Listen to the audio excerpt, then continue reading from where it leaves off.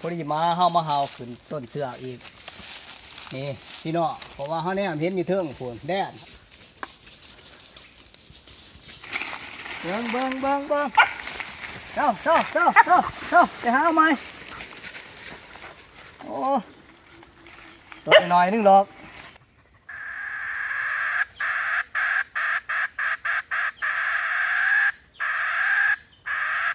เห็ดคอยเห็ดเป็นบาทเนี่ยเจ้าเดี๋ยวไปเป่า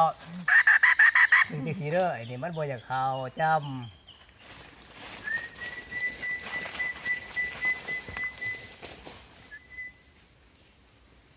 เอาผูกไว้ที่เทิงเพราะว่ามันออกจากโก้นนะพี่น้องอยู่เทิงหันเสือกดีลงผูกค้างไว้เมื่อวานนี่ทั้งในพระเน่าขึ้นมอสิหอดวันนั่นละนี่ก็เป็นมหอดตัวแรกนะโยนลงกับโยนว่าแต่เสือบุขาด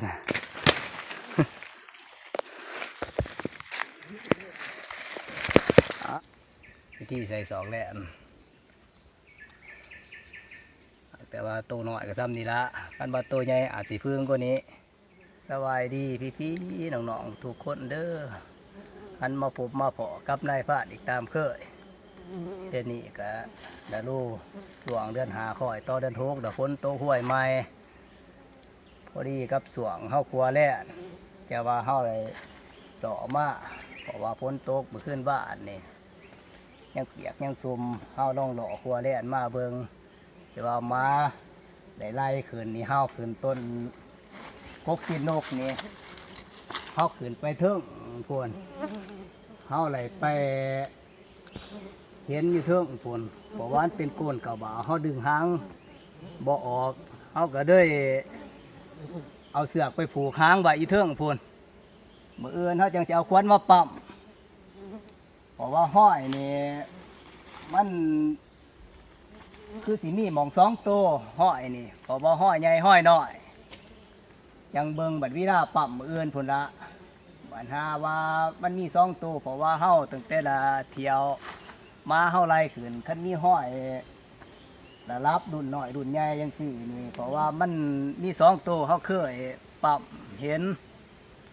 ตอนนี้เฮาผูกไว้เฮาสิรอไปฝุ่นก่อนมื้ออื่นเช้าเฮาจังสิมาปั๊มเบาเอาจังไปดุนกันต่อพี่ๆน้องๆเฮาหลังจากเฮา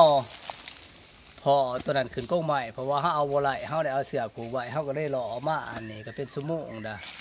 เฮายางลุ่งตามหอยตะบองพอดีมาเฮามาเฮาขึ้นต้นเสืออีกนี่พี่น้องเพราะว่าเฮาเนี่ยเห็นอยู่เทิงฝนแดดเฮาสิให้ไต่ผ่านหน่อยเฮาขึ้นน้ำไปจัดอยู่เทิงฝนเพราะว่าเฮาเดียวเห็นอยู่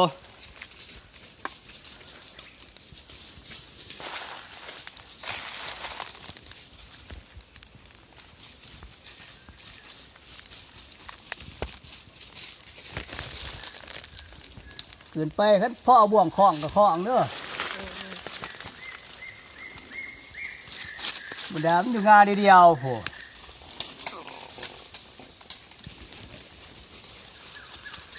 เพราะว่าแต่ย่อยเด้อนี่กำลังเศร้าบางนึงนี่ฝนขึ้นผ้าขึ้นฝนคือว่าเดี๋ยวฝนตกใหม่เดี๋ยวก็ดีมามันสีแหลกก็ได้บ่แหลกสามตอนแรกนี่ให้แต่พอตัวที่สองอีกจบเจือ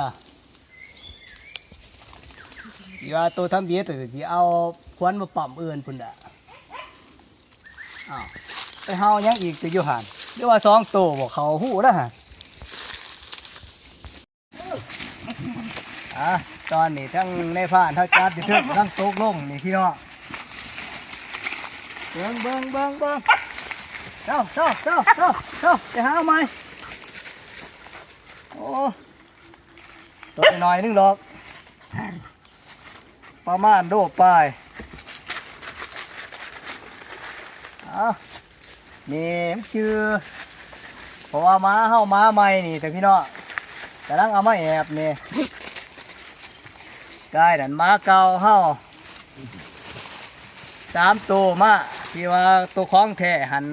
กลับเมื่อคืนเพราะว่าเรายังป่วยอยู่บ่ท่านอยากเอาเรามาครัวนี่กำลังลงมาหล่อเบิงที่นี่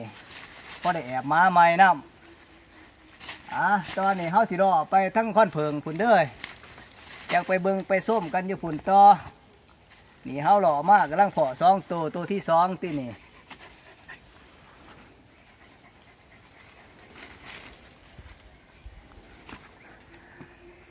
บ่หา4 โมงแล้วนี่ฟังเบิงช่วงค่ำๆเฮาก็สิรอจนบ่ฮอด7 โมงพุ่นน่ะเฮาจะสิไว้กลับ7 โมงแรงพุ่นพอได้ลาดเห็นนำเด้อ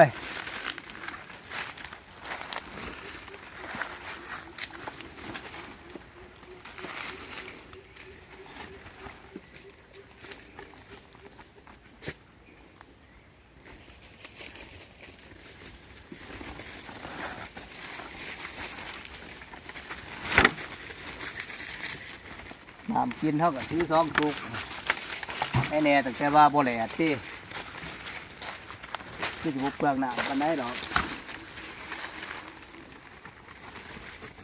หาไม้ลูกหาไม้ได้ตัวน้อยๆนึง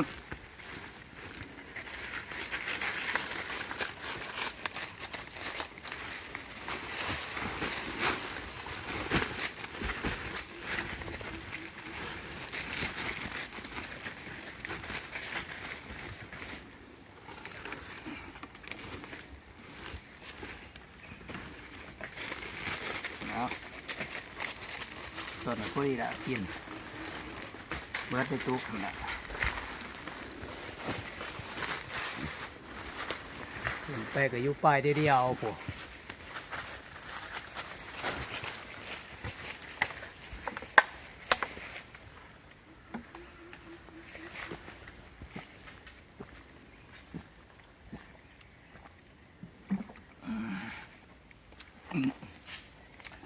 ขึ้นไปจัดเบิด2-3 บาทจังตก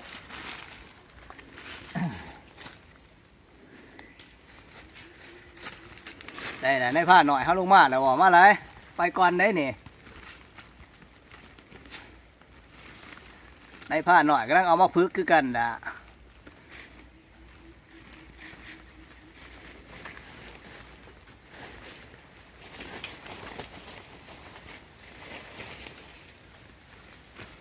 เพิ่นมาสิขึ้นน้ำล่ำต้นมันมุดแรงร้ายก็ได้ขึ้นกุ๊กเทียบ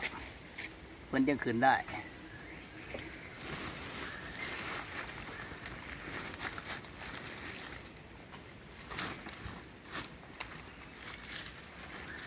ตอนนี้เขาก็หล่อมาแต่เป็นสบู่นะ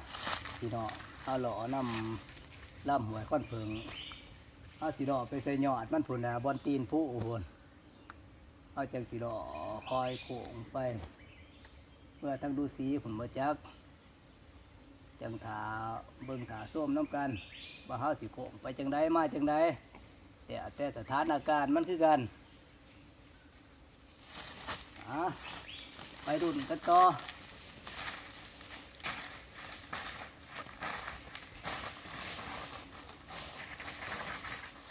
กินว่าจะน้ำผมจะได้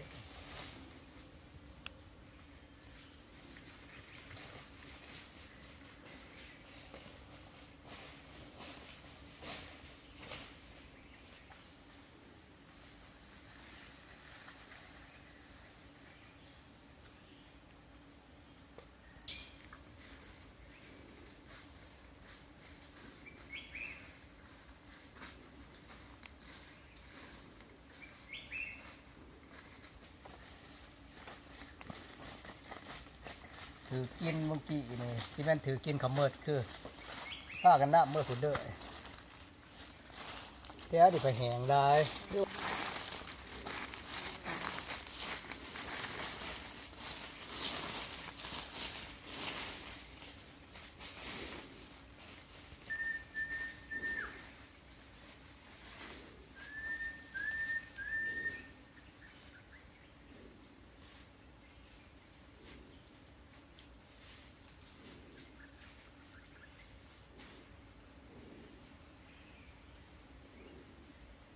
อ่ะตอนนี้ก็เวลาเฮา5 โมงนะเฮาหล่อมากก็ได้โคตรหวยนะพี่น้องเพราะว่าเฮาอยู่ดีกันในยอดหวยค่อนเพิงเฮาเพราะว่าในยอดหวยตัวนี้มันมี2-3แย่หนึ่งก็ขึ้นสนามได้ลัดแย่ตัวที่2ก็ขึ้นปีซีตัวเฮาแย่เฮาอยู่นี่ค่อนเพิงแย่ตัวที่3นี่แต่ว่าเฮานั่งพักผ่อนก่อนเพราะว่าถาม้าเฮาเพราะว่าม้าเฮาหล่อไปทั้งปุ่นสามม้าเฮามาเอาจังสิดอกไปต่อเพราะว่ามันก็อากาศร้อนแน่พักม้าไปน้ำที่ฝนก็เศร้าเมื่อยไปน้ำหนาวก็มีพ่อเจาะแจน้ำหินพ่อถึงแกม้าได้กินอันน้ำมีน้ำหวยซะแท้อาจจะบ่เมื่อยปานใดดอกเพราะว่าเฮา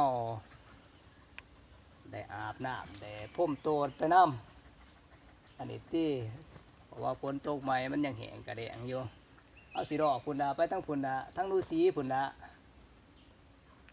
พักผ่อนก่อนม้ากำลังมา2 ตัวนี่ม้า4 ตัวมานำยัง2 ตัวยังดอกอยู่แถวนู้นเถิงพุ่นหรือว่าถือกินบ่เฮานั่งรอมันก่อนถ้าฟังเสียงมันเฮา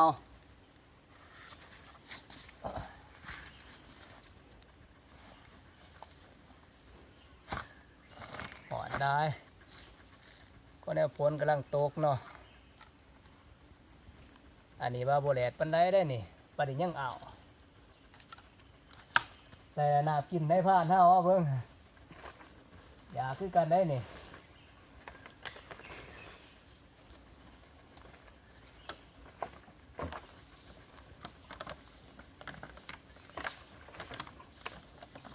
ฟังเบิ่งจักหน่อยพุ่นน่ะถามมาเวิร์ดเฮาจังดอกไปนี่ล่ะต่อยังอยู่บ่ไก่ก็หอดตีนผู้หอดบนตีนผู้เขาจังโขงเมื่อทั้งฤาษีพุ่นละทั้งน้องนางลำพุ่น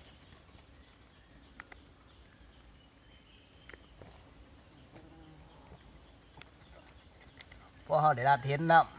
ำเพราะว่าขี่เห็นแถวซ้ายหวยนี่ก็หลาย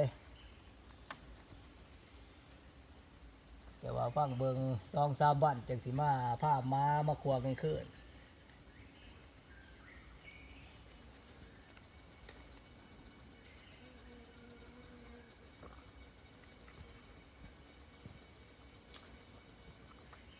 เมียได้ผ่านหน่อยเฮ้า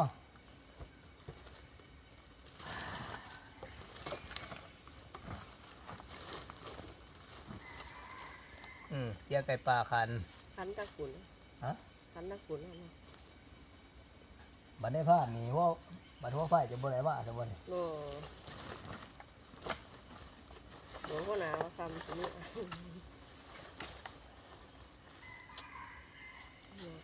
ขันน่ะ เห็นคันอยู่นั้นหาวเนาะฝนตกใหม่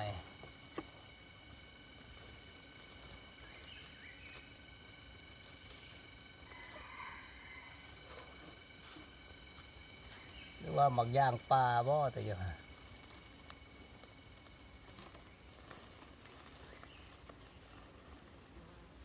ว่าจักมือมาผูกเพราะว่าห้อยฟาดเขากินอยู่เฮามานั่งอยู่ไกลคันจันอยู่เทิงพุ่นเพราะว่าเฮาให้ได้ผ่านหน่อยเฮาดองไปก่อยเบิ่งจังถาดุดน้ำเพิงเบิ่งเพิ่นมาให้เพิ่นเอาบังก่อยนี่ไปดองอยู่ในนี่เฮากับบังเกียกฟ้านเฮานี่พี่ๆน้องๆนี่เพราะว่าเฮาถือมา2 บังหนึ่งบังก่อยไก่บังหนึ่งบังเกียกฟ้านไก่คันจันเฮาก็ได้ให้ได้ผ่านหน่อยเฮาลองไปก่อยเพิ่นถ้าเพิ่นมาพุ่นดะติดไปจังได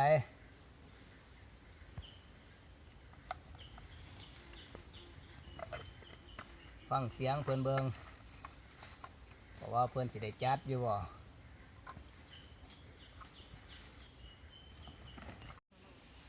ตอนนี้ได้พลาดหน่อยเฮาก็ว่าแต่ก่อยไก่ได้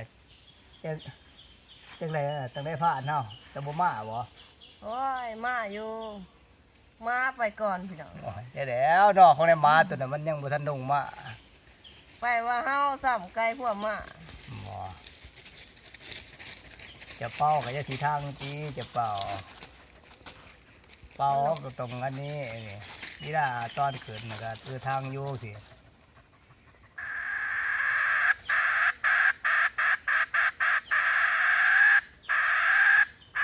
จะสิเฮ็ดคอยเฮ็ดเป็นบ้านน่ะเจ้าเดี๋ยวไปเป่าถึงจะสิเด้อไอ้นี่มันบ่อยากเข้าจำ ออกมาอยู่ขึ้นมาว่าไปหามันก็สิได้รุ่นนี่ดอก ในตอนนี้ทั้งในพานทั้งม้าเฮาก็มาครบเบิดอ่ะเฮาสิย่างต่อไปทั้งดูสีเฮาพุ่นน่ะเกิดไปหอดบนตีนผู้นี่เฮาคอยโขงนุ่งไปพุ่นไปเยี่ยมในพานหน่อยเฮาจังไปดุนกันต่อ3 คำ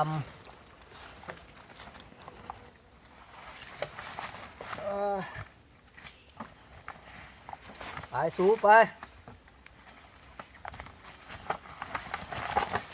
เพราะว่าม้าตัวหนึ่งมันยังอยู่พูดแต่ว่าเดี๋ยวไปเฮาไก่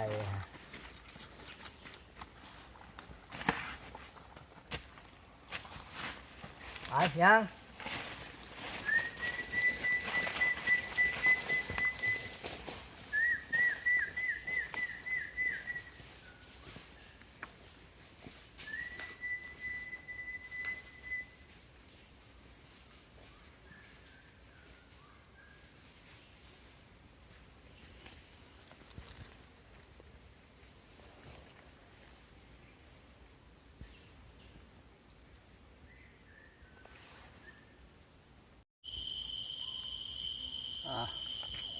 ในผ่านเฮาก็รอจนคำจนเมื่อมาเฮาบ่ถือกินถือไอายสังตอนแรกเฮาบ่พอไอสัง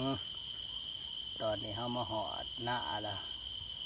เฮาพอตั้งแต่แดด2 ตัวตั้งแต่เทียนพุ่นละเพราะว่าเฮาไหลตัวหนึ่งตัวตำเบียดนี่เฮาขึ้นไปพอมันปะเขาโกนพอเห็นแต่หางออกมาเฮาบ่มีความสามารถดึงออกได้เฮาก็เลยเอาเสือกดีรงผูกไว้ตอนนี้คลิปเฮาบ่ทันจบมื้ออื่นเฮาสิพาพี่ๆน้องๆเฮาไปดุนกันใหม่เพราะว่าเฮาสิถือขวานไปบักเอาแล่นตัวเฮาผูกไว้หั่นละจังไปเบิ่งไปส้มกันต่อคันว่ามันสิอยู่บ่หรือบ่แต่ว่ามันขืนเฮือนมันเฮาได้ผูกไว้ตัวหนึ่งตามในผ่านเคยไปวักไปปั๊ม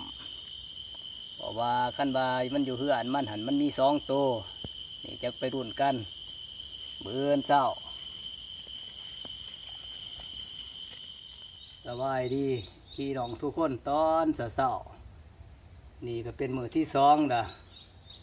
เฮากำลังกาเกียมพี่ป้าพี่น้องๆไปเบิ่งไปส่ง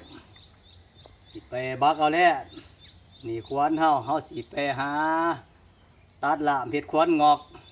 พอได้โบได้ฟัดอยู่ป่ามันผุนละเพราะว่าแล้วเฮาผูกไว้แต่ว่าในพุ่นเฮาพอ2 ตัวเพราะว่าเฮาไหลตัวหนึ่งจะว่าเฮากำลังสิไปโบเบิ่งเพราะว่ามันขึ้นอยู่เฮือนมันบางที่อาจสิมี2 ตัวแต่ว่าจักจังไปเบิ่งไปส้มกันบัดขามันยั่งคันมันบ่ยั่งก็เป็นบาเบิดความหวังละจะไปดุนกัน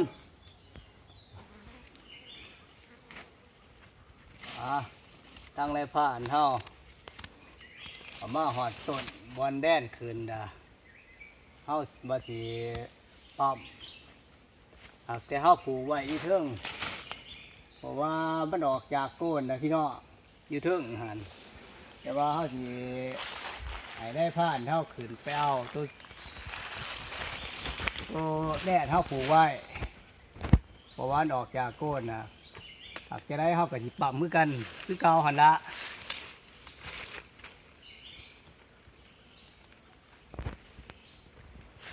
เพราะว่าหยานบามันมี2 ตัวต้องอยู่เทิงนี่เ เฮาสิขึ้นไปเอาตัวเฮาปลูกไว้หั่นก่อนบัดเฮาเอาลงมาแล้วเฮาจังสิหาฟันเอาล่ามควรนี่มาบักให้มันลงบัดหาว่ามันมี2ตัวอยู่เทิง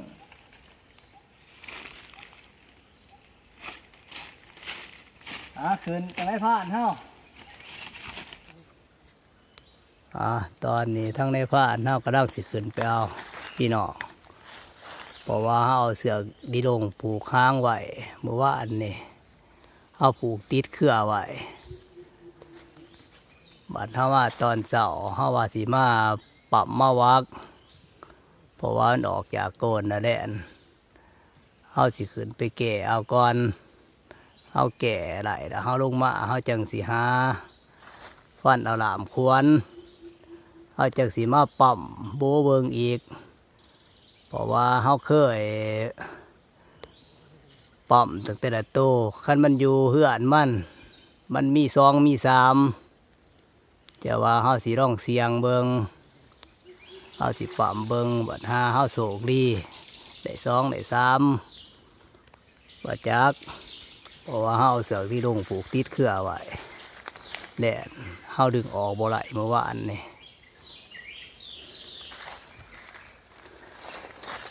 เฮาบ่มีความสามารถดึงเพราะว่าปอนแต่หางออกมาแต่ว่าเฮาเลยผูกหางไว้เฮามาตอนเช้าก็พอดีก็มันออกจากโกนจบเจือให้ได้ผ่านเฮาขึ้นไปแกะเอาก่อน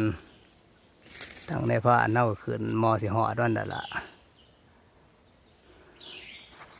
เพราะว่าเพิ่นปีนขึ้นยังเหือตีนออกอยู่เพิ่นหาทิศทางสิปีนขึ้นใส่บนงาตัวหมองแดนอยู่ติเนี่ยก็ขึ้นมาหอดตัวแรกนะ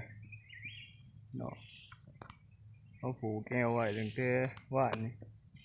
เป็นอยู่ในโกนตัวนี้แต่ว่าเขาขึ้นมาเอาดึงออกบ่ได้เอามีจังหวะดึงเป็นเสามาเพิ่นออกจากโกนเหมือนออกมาฆ่าเสือเขาผูกไว้เดี๋ยวออกมาอยู่เนาะตัวน้อยล็อกพี่น้องเลยเอาอันนี้เขาสิเอาลงไปให้เบิ่งยีดมคนแหละเพราะเอาขึ้นมาผู้เดียวเนาะตอนนี้ทั้งในผ่านเฮาได้จับตัวแรกนะเพิ่นกำลังสิลงจังคอยเบิ่งคอยส้มกันบัดเพิ่นลงมา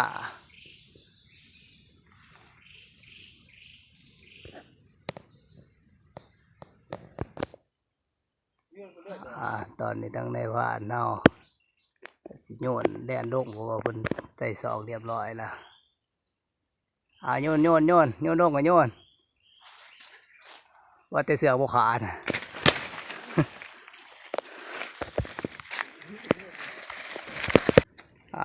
ตอนนี้แดนเฮา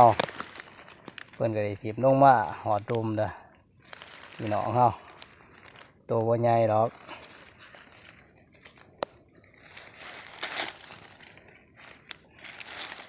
แดนแม่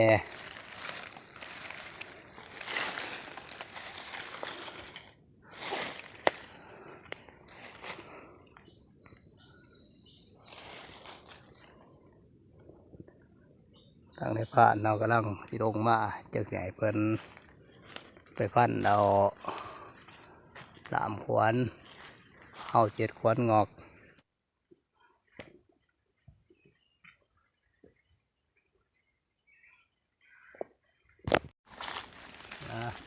ตอนนี้เขากำลังสิใส่สอบแล่น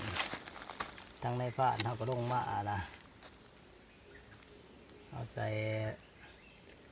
สอบแล่นเขาเหมียนใส่ถุงแล้วเขาก็จะสีปั๊มร่องเบิงนี่เพราะว่าห้อยนี่มันคนละห้อยครับตัวนี้เพราะว่าตัวนี้สิห้อยน้อยนี่ห้อยใหญ่ตัวห้อยขึ้นนี่ใหญ่1 ห้อยนี่มันทุกคนละหีห่อห้อยนี่พี่น้องนี่คนละหีห่อจะว่าเขาสิร้องเสียงปั๊มร่องเบิงเพราะว่านี่เป็นเฮือนของมันเพราะว่าเฮาไหลตั้งแต่ละเทือไหลแต่ละปี ขั้นขืนเฮือนแนวนี่เฮาเคยไหลซองไหลสามมันเคยเข่าคูขั้นเฮาปั่มบนเฮือนมันสะแถว่านี่กกตีนนกใหม่โกนซองงาบางที่มันอยู่งาเถิงก็มีนี่คือตัวเมียมันบางที่ตัวผัวอยู่เถิงหันก็มี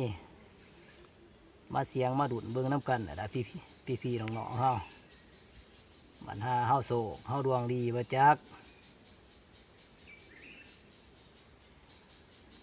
แนวนี่ยิงตามดวงคือกันกันดวงเฮามีอาจสิได้สองได้สาม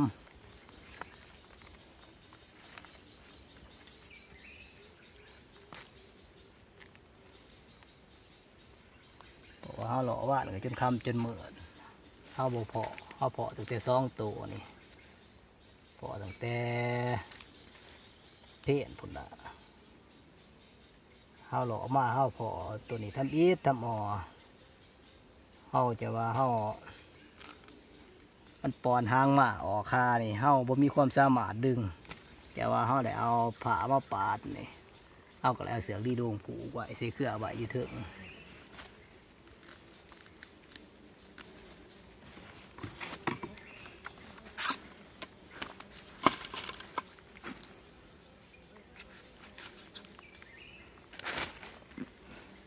วิธีใส่สอกแดดกับบ่หยาบ่ง่ายพี่น้อง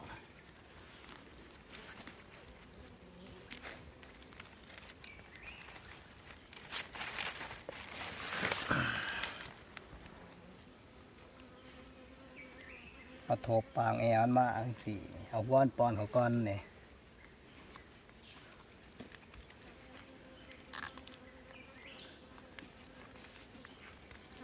นี่พี่น้องไก่ที่แล้วนะ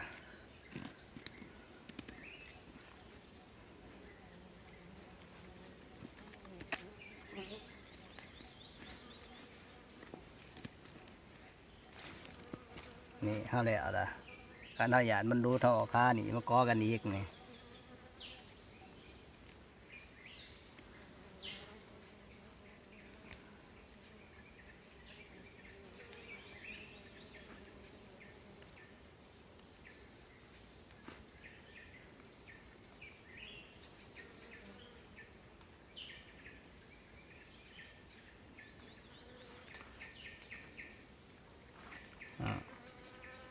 ในผ่านบริเฮ็ดเป็นปีนี่แบบลงคือกันได้เนี่ยลงสอดเขากันอีกแล้ว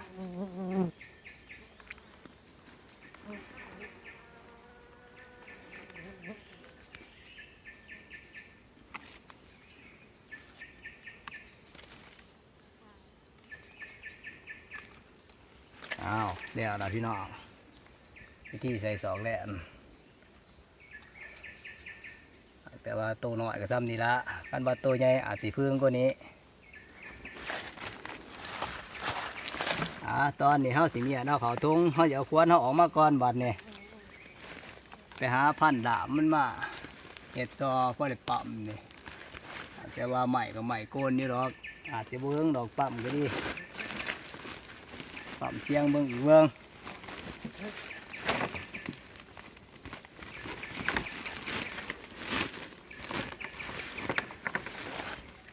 ปัญหาโศกเข่าค้าง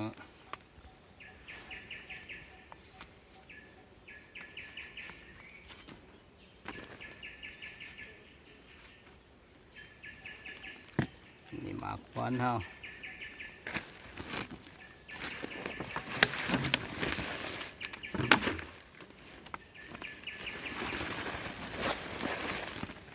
ไหลตัวนี้เนาะไอ้หนึ่ง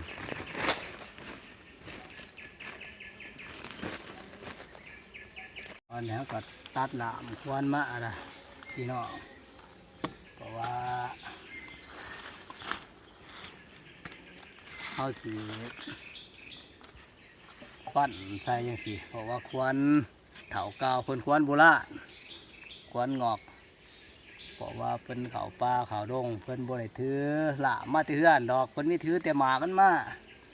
เพิ่นหาตัดหลามเฮ็ดควันงอกคือจังสีบักต้นไม้ที่หมองไร้ซัดขึ้น เพราะว่าลามนี่อยู่ป่าอยู่ดงเฮาหาง่ายเขาถือแต่งแต่หมากมันมานี่ก็แต่งบกีกาเฮาเพราะว่าเขาป่าเขาลงเนี่ยเฮาต้องเลยรอดเพื่อปีนต่ำปีนสูงคือว่าหันละก็เฮาถือลามมันมาหล่อลงหล่อป่าสกีดกวาง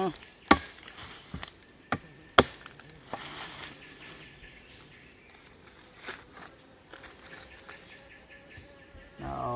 หมากมันมาแทกเบิงอาจจะเอาซ้ำได้กันหญ้าลายกับพันธุ์บ่ไรสู้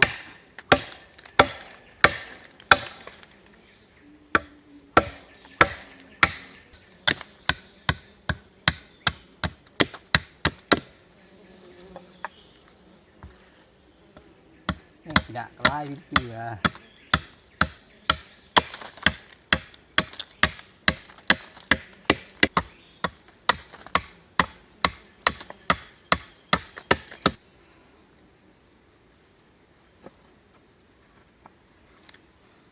อย่างน้อยหนึ่งพอดี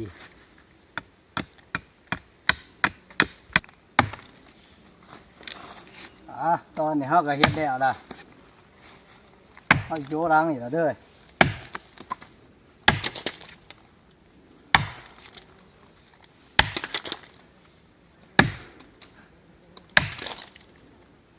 พวกตีนนกก็จะแข็งเสือบแน่เพราะว่าแข็งกว่าใหม่แนวอื่นตอนที่เขาปั๊มลงเขาไปโบเบิ่งเขาโบเห็นหยังเพราะว่าเขาบอกว่าเขาไหลตัวหนึ่งก็บางเข้ามาในบางเสาเขาไหลตัวหนึ่งเขาคิดว่ามันสิอยู่อีกตัวที่สามเพราะว่าห้อยนี่มันห้อยใหญ่ห้อยน้อยมันไหลรุดไหลเดียกันเรียกว่าสีเมนมันออกก่อนบอกว่าอันนี้เรียกว่าตอนเขาปั๊มลมนี่มันออกก็มีเพราะว่าเขาบ่ได้เอิ้นมานำสำหรับมื้อนี้ทั้งในผ้าอันเฮาสิได้จากลาพี่ๆน้องๆบัดโอกาสหน้ามันแดดจังไปรุ่นกันต่อ